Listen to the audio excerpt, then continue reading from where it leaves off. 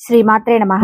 అందరికీ కూడా ఆ అమ్మవారి ఆశీస్సులు ఉండాలని మనస్ఫూర్తిగా ఆ తల్లిని వేడుకుంటూ ఈరోజు మనం గురు పౌర్ణమి గురించి మాట్లాడుకుందాం.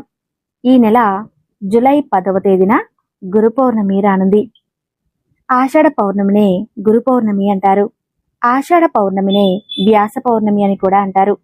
ఈ గురు పౌర్ణమిలోపు ఎవరైతే ఈ కథను భక్తి శ్రద్ధలతో వింటారో వారికి సకల శుభాలు కలుగుతాయి. ఈ కథను పూర్తిగా వినాలి. మధ్యలో ఆపేస్తే ఎటువంటి ఫలితం ఉండదు. ఈ కథను వింటే కష్టాలు బాధలు మొత్తం పోతాయి. అదృష్టవంతులు మాత్రమే ఈ కథను వింటారు. మరి గురు పౌర్ణమిలోపు ఈ కథను వింటే ఎలాంటి మహాపాపాలైనా కాలి బూడిదైపోతాయి. ఎలానో ఈ వీడియోలో తెలుసుకుందాం. అది ప్రశాంతమైన అడవి వాతావరణం. ఉదయం సూర్యకిరణాలు ఆకుల కొమ్మల సందుల్లో నుంచి కింద పడుతున్నాయి. పక్షుల కిలకిల రాగాలు, నదీ ప్రవాహం మృదువుగా వినిపిస్తున్నాయి. ఒక చెట్టు కింద జ్ఞానవంతుడైన వృద్ధుడు, ఒక గురువు కళ్ళు మూసుకుని ధ్యానం చేస్తున్నాడు.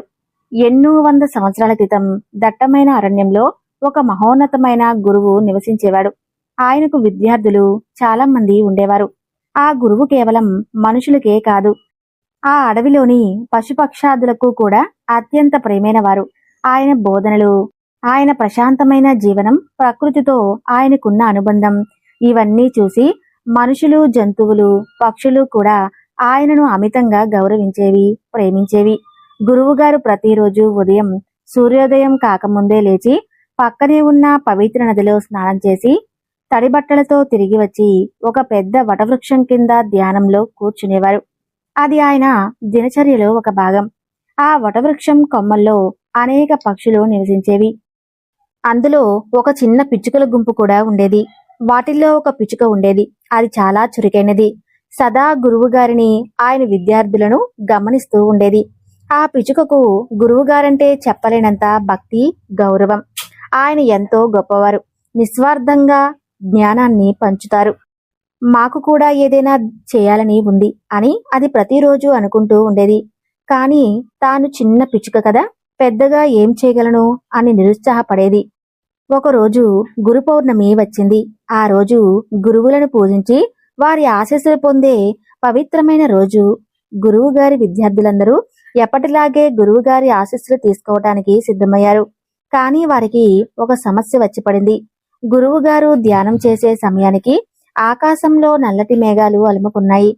చినుకులు పడటం మొదలయ్యాయి. సాధారణంగా గురువుగారు ధ్యానం చేసేటప్పుడు ఎట్టి పరిస్థితుల్లోనూ కళ్ళు తెరవరు, ధ్యానభంగం చేసుకోరు. విద్యార్థులు కంగారు పడ్డారు. అయ్యో, గురువుగారు తడిసిపోతారు కదా. కానీ ఆయన ధ్యానంలో ఉండగా మనం ఆయనను కదపకూడదు. ఏం చేయాలి అని ఒకరి ముఖాలు ఒకరు చూసుకున్నారు. ఒక విద్యార్థి తాత్కాలికంగా ఒక చిన్న పందిరి వేద్దామా అన్నాడు. మరొకరు అప్పటి వరకు గురువుగారిపై ఒక ఆకు కొమ్మను పట్టుకుందాం అన్నారు. కానీ ఆ పాటికి వర్షం, చినుకులు పెరుగుతూ ఉన్నాయి. ఇదంతా చూస్తున్న పిచ్చుక కంగారుగా అటు ఇటు ఎగురుతూ గురువుగారి వైపు చూస్తుంది. తన చిన్న బుర్రలో ఏదో ఆలోచన మెరుపులా తడుతుంది. ఇదంతా గమనిస్తున్న ఆ చిన్న పిచ్చుకకు గుండె వేగంగా కొట్టుకుంది.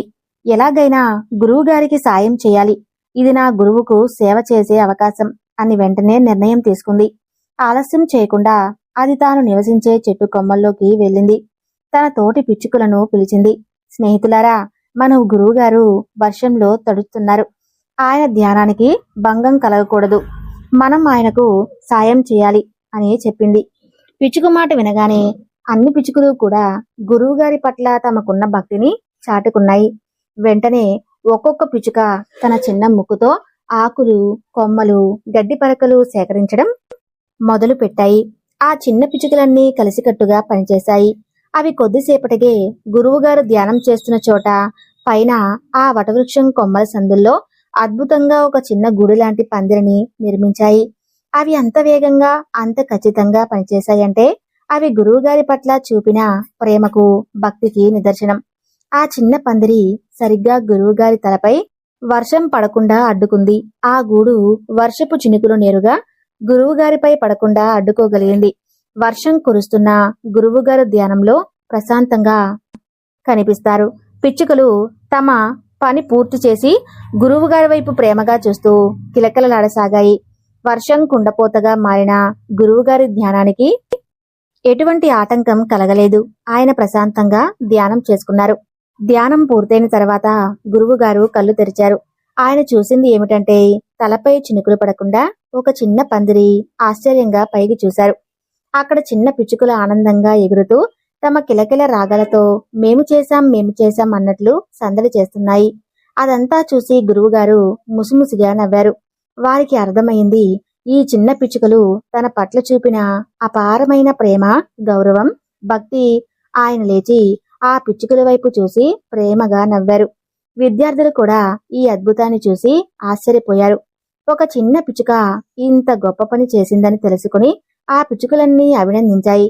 గురువుగారు పిచ్చుకలను ఉద్దేశించి ఇలా అన్నారు, నా ప్రియమైన చిన్న జీవులారా, మీరు నాకు చేసిన ఈ సేవ ఏ గురుదక్షిణ కంటే గొప్పది. మీరు మీ నిస్వార్థ ప్రేమతో, భక్తితో నా ధ్యానాన్ని కాపాడారు. మీ చిన్న శరీరాలతో మీరు చేసిన ఈ గొప్ప సేవ నాకు ఎంతో ఆనందాన్ని, తృప్తిని ఇచ్చింది. మీ భక్తి, మీ సేవాభావం అందరికీ ఆదర్శం. ఈ సంఘటన గురు పౌర్ణమి నాడు జరిగింది కాబట్టి ఆనాటి నుండి ఆ పిచ్చుక గురువుగారి ఆశీస్సులతో మరింత ప్రకాశించింది. ఈ కథ మనకు చెప్పేది ఏమిటంటే, సేవ చేయడానికి గొప్పతనం కానీ, గొప్ప బలం కానీ అవసరం లేదు. కావలసిందల్లా నిస్వార్థమైన ప్రేమ, గురువు పట్ల అచంచలమైన భక్తి. సహాయం చేయాలనే తపన చిన్న జీవి అయినా, పెద్ద జీవి అయినా గురువు పట్ల నిష్కల్మషమైన భక్తి ఉంటే అది ఎంత గొప్ప కార్యాలైనా సాధించగలదు. ఈ కథను ఎవరైతే పూర్తిగా విన్నారో మీ పాపరాశి మొత్తం ఖాళీ బూడిదైపోతుంది. మీ అంత అదృష్టవంతులు ఇక ఉండరు. ఈ రోజు విన్నంత మాత్రం చేతనే మహా పాపాలైనా పోతాయి, మరణం దరిచేరదు. జీవితంలో కష్టాలు, బాధలు దూరమవుతాయి. ఇక మీ ఇంట్లో అన్ని శుభాలే కలుగుతాయి. మరి ఈ రోజు ఏ కథను వింటే మన దరిద్రం పోతుందో ఈ వీడియోలో తెలుసుకుందాం. అసలు ఆషాఢ శుద్ధ పౌర్ణమి యొక్క విశిష్టత, పురాణ కథ వింటే సకల పాపాలు పోయి కోరిన కోరికలు తీరతాయి. బ్రహ్మాండ పురాణంలో నారదుడు వైశంపాయనుడిని గురు పౌర్ణమి విశిష్టతను ఈ విధంగా వివరిస్తాడు. పూర్వం వారణాసిలో పేద బ్రాహ్మణ దంపతులు ఉండేవారు. ఆయన పేరు వేదనేది, భార్య పేరు వేదవతి. ఇరువురు ఎల్లప్పుడూ చక్కని ఆధ్యాత్మిక చింతనతో భక్తి జ్ఞానము కలిగి జీవించేవారు. వారు సంతానం కోసం ఎన్నో నోములు నోచిన, ఎన్నో వ్రతాలు చేసిన సంతానం కలగలేదు.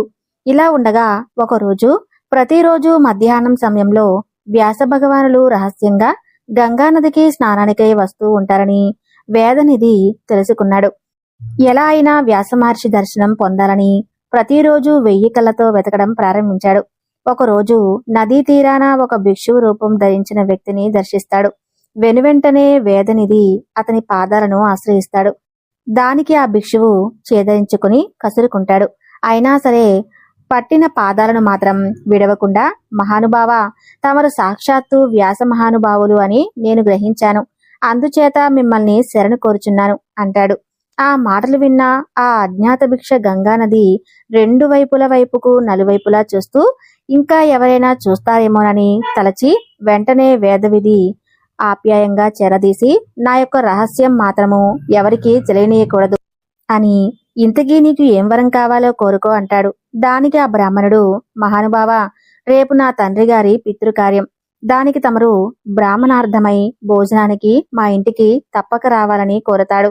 అందుకు వ్యాస మహర్షి సరేనని ఒప్పుకుంటాడు. అనంతరం ఎంతో సంతోషంగా ఇంటికి చేరుకున్న వ్యాస మహర్షిని తన భార్య మనకి గంగానది తీరాన జరిగిందంతా వివరిస్తాడు. మరుసటి రోజు ఉదయమే ఇచ్చిన మాట ప్రకారం వారి గృహానికి వచ్చిన వ్యాస భగవానుని ఆ దంపతులు సాదరంగా లోనకి ఆహ్వానించి ఆసనంపై కూర్చోబెట్టి అతిథి సత్కారాలతో వారిని పూజించి, అనంతరం వారి దేవతార్చనలు, సాలగ్రామము, తులసీ దళాలు, పూలు, పూజా ద్రవ్యాలు సిద్ధం చేస్తారు. వారి పూజ అనంతరం ఎంతో శుచిగా, మడిగా సర్వ వంటకాలను సిద్ధపరిచి శ్రాద్ధ విధులను విధి విధానంగా నిర్వహిస్తాడు. అనంతరం ఆ దంపతులు ఆ వ్యాస భగవానుడికి సాష్టాంగ దండ ప్రణామం చేస్తారు. వారి ఆతిథ్యానికి ఎంతో సంతోషపడిన మునిశ్రేష్ఠుడు, ఓ పుణ్య దంపతులరా, మీకు ఏ వరం కావాలో కోరుకోండి అంటాడు. అందుకు ఆ దంపతులు, ఓ మహానుభావ, మేము పుత్ర సంతానం కోసం ఇంతవరకు నోయని నోము లేదు, చేయని వ్రతం లేదు, అయినా సంతాన భాగ్యం మాత్రం కలగలేదు అని చెప్తారు. దానికి వ్యాస భగవానుడు, ఓ ఆదర్శ దంపతులారా, అందుకు మీరు చింతింపవలసిన పనిలేదు. త్వరలోనే మీకు తేజోవంతులు ఐశ్వర్యవంతులైన 10 మంది పుత్ర సంతానం కలిగి మీరు చక్కని సుఖజీవనంతో జీవితంలో ఎన్నో సుఖభోగాలు అనుభవిస్తూ ఎవరికో విష్ణు సాయుధ్యాన్ని పొందుతారు అని ఆశీర్వదించి తిరిగి ప్రయాణమవుతున్న వ్యాస భగవానుడితో, ప్రభు, తిరిగి తమ దర్శన భాగ్యం మాకు ఎలా కలుగుతుంది అని వేదవతి ప్రశ్నిస్తుంది. దానికి వ్యాస మహర్షి ఇలా అంటారు, ఓ ఆదర్శ దంపతులారా, నన్ను మరలా మరలా దర్శించాలని మీకు కోరికగా ఉన్నదని నాకు అర్థమవుతుంది. నేను చెప్పేది శ్రద్ధగా వినండి. ఎవరైతే ఎప్పుడైతే ఎక్కడైనా సరే మన వేదాంగాల యొక్క రహస్యాలను, ఇతిహాసాల యొక్క అర్థాలను ఉపదేశిస్తూ ఎవరైతే ఉంటారో అతనే నా యొక్క నిజస్వరూపం అని తెలుసుకుని అలాంటి వానికి సాక్షాత్తు వ్యాసమూర్తిగా భావించి పూజించవలను. అలాంటి గురువులలో నేను ఎల్లప్పుడూ ఉంటాను. కాబట్టి గురువులు నా అనుగ్రహం లేనిదే ఏ విషయాన్ని చెప్పలేరు. అలాంటి గురువులను ఆషాఢ శుద్ధ పౌర్ణమి రోజు వారికి గురుపూజ చేసి వారిని పూజించాలి అంటాడు. అది విన్న వేదవేతి మరోమారు వ్యాస భగవానుని ఇలా ప్రశ్నిస్తుంది, మహాత్మా, తమరు ఏ రోజు ఎలా పూజించాలి అని అడుగుతాడు. దానికి వ్యాస భగవానుడు, ఓ మహోన్నతమా, నేను జన్మించిన ఆషాఢ శుద్ధ పౌర్ణమి రోజు ఈ గురువులను ఆ రోజు శ్రద్ధా భక్తులతో పూజ చేయాలి అని చెప్తాడు. ఇది బ్రహ్మాండ పురాణంలోని గురు పౌర్ణమి విశిష్టత తెలిపే పురాణ కథ. యోగా సాంప్రదాయంలో శివుణ్ణి దేవుడిగా చూడవు. ఆయనను ఆదియోగి, మొట్టమొదటి యోగిగా భావిస్తాం. 15,000 సంవత్సరాలకు పూర్వం హిమాలయ శిఖరాల్లో ఒక యోగి ప్రత్యక్షమయ్యాడు. ఆయన ఎక్కడి నుండి వచ్చాడో, ఆయన పుట్టు పూర్వత్రాలు ఏమిటో ఎవరికీ తెలియదు. ఆయన పేరు కూడా ఎవరికీ తెలియదు. ఆయన తనను తాను పరిచయం చేసుకోలేదు. అందుకే ఆయన్ను ఆదియోగి, మొదటి యోగి అని ప్రస్తావిస్తారు. ఆయన వచ్చి కూర్చున్నాడు. ఏమీ చేయలేదు. ఆయన సజీవంగా ఉన్నాడనడానికి ఆయన కళ్ళ నుండి నిరంతరం స్రవించే పరమానంద బాష్పాలు తప్ప మరే సూచన లేదు. ఆయన శ్వాస కూడా తీసుకుంటున్నట్లు కనిపించట్లేదు. తమ ఊహకు కూడా అందని అనుభూతి ఏదో ఆయన అనుభవిస్తున్నాడని మాత్రం ప్రజలు గమనించారు. దగ్గరకు వెళ్లారు. కొంతసేపు నిరీక్షించి చూశారు. ఆయన పట్టించుకోలేదు. ఇక వాళ్ళు వెళ్లిపోయారు. 7 మాత్రం అక్కడే ఉన్నారు. ఎలాగైనా ఆయన నుండి నేర్చుకోవాల్సిన్నది వాళ్ళ కృత నిశ్చయం. ఆదియోగి వాళ్ళను పట్టించుకోలేదు. వాళ్ళు బ్రతిమిలాడారు. ఆ 7 మీకు తెలిసినదేదో మాకు నేర్పమని అన్నారు. అయినా ఆయన వాళ్ళను విస్మరించాడు. ఆది గురువు ఆ 7 ఇలా అన్నాడు, మీరు మూర్ఖులు. ఇప్పుడు మీరున్న స్థితిని బట్టి చూస్తే 1,000,000 సంవత్సరాలకు కూడా అది మీకు అర్థం కాదు. దాన్ని తెలుసుకోవాలంటే మీరు కృషి చేయాలి. అందుకు ఏదో సాధన అవసరం. ఇది వినోదం కోసం చేసేది కాదు అని చెప్పి ఆదియోగి ధ్యానంలోకి వెళ్లిపోయారు. కానీ వాళ్ళు పట్టు విడవకపోవటంతో ఆయన వాళ్లకు సంసిద్ధమయ్యేందుకు కొన్ని సాధనాలు ఇచ్చారు. దాంతో వాళ్ళు తమ సాధన మొదలు పెట్టారు. రోజుల తరబడి, వారాల తరబడి, నెలల తరబడి, సంవత్సరాల తరబడి సాధన చేశారు. వాళ్లకు ఎవరూ కూడా పట్టించుకోలేదు. అలా వాళ్ళు 84 సంవత్సరాల పాటు సాధన చేస్తూ వెళ్లారు. 84 ఏళ్ల తర్వాత ఒక రోజున సూర్యుడు తన సంచార దిశను మార్చి ఉత్తరం నుండి దక్షిణానికి పయనం ఆరంభించిన రోజున మన సాంప్రదాయంలో దీనినే దక్షిణాయనం అంటున్నాం. ఆదియోగి ఆ 7 వంక చూశాడు. వాళ్ళు తేజోపాత్రులుగా వెలిగిపోతున్నారు. పరిపూర్ణ పరిణితితో సన్నిధులై ఉన్నారు. ఇంకా వారిని విస్మరించి వదిలివేయటం ఆయన వల్ల కాలేదు. ఆయన వాళ్ళను శ్రద్ధగా గమనించాడు. మళ్లీ పౌర్ణమి నాటికి తాను వాళ్లకు గురువు కావాలని నిర్ణయించుకున్నాడు. ఆ పౌర్ణమిని గురు పౌర్ణమి అంటారు. గురు పౌర్ణమి అంటే ఆదివగి, అంటే ఆది గురువుగా పరివర్తన చెందిన రోజు. ఆయన దక్షిణముఖుడయ్యాడు. అందుకే ఆయనకు దక్షిణామూర్తి అని పేరు వచ్చింది. అప్పుడే ఆ 7 శిష్యులకు యోగశాస్త్రాన్ని ప్రసరింపచేశాడు. అందుకే దక్షిణాయనంలో వచ్చే మొదటి పౌర్ణమి గురు పౌర్ణమి. గురు పౌర్ణమి అంటే ఆది గురువు అవతరించిన రోజు అని అర్థం. అలానే వేదవ్యాసుడు తన 2 చేతులను పైకెత్తి లోకమంతటికి నమస్కరిస్తూ చెప్పిన మాటలు ప్రతి ఒక్కరూ వినాలి.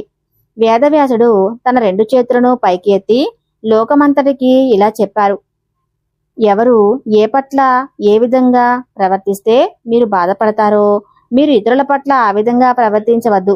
పరమధర్మ పదాలన్నిటిలోనికి ఈ ఒకే ఒక మాటను త్రికరణాశుద్ధిగా పాటిస్తే మన సమాజం ఖచ్చితంగా శాంతిధామం అవుతుంది అని తన 2 చేతులు పైకెత్తి వ్యాధవ్యాసుడు నమస్కరిస్తూ లోకానికి తెలియజేశాడు. చూశారు కదండి గురు పౌర్ణమి యొక్క విశిష్టత.